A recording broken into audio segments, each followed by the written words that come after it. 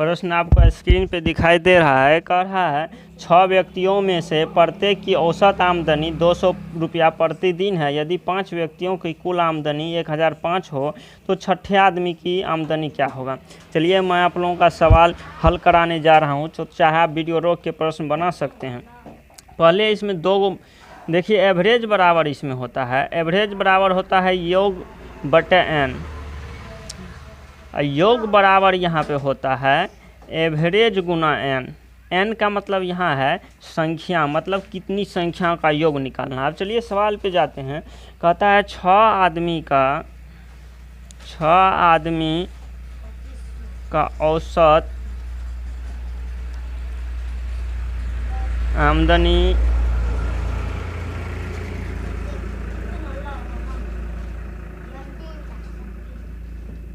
देखिए, यहाँ पे 6 आदमी का औसत आमदनी 200 रुपया प्रतिदिन है।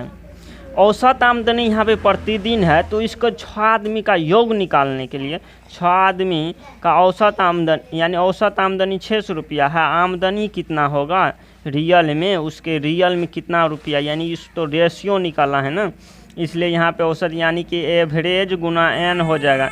एवरेज मतलब वही औसत, तो औसत 200 है। एन मतलब संख्या, कितनी संख्या का, तो 6 ना, तो गुना 6 कर देंगे। यही 6 दूना 1200 रुपया हुआ। चलिए यहाँ पे लिखते हैं 1200 रुपया, यानी कि 6 आदमी कुल कमा रहा है 1200 रुपया प्रतिदिन। उसके बाद कहता है 5 आदमी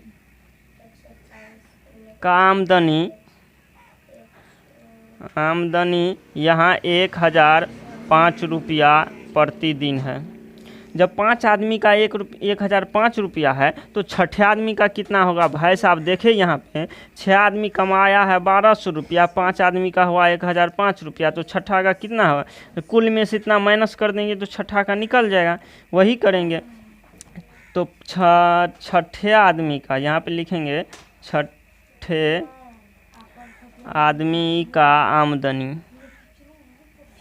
बराबर कुल माइनस 5 आदमी का आमदनी।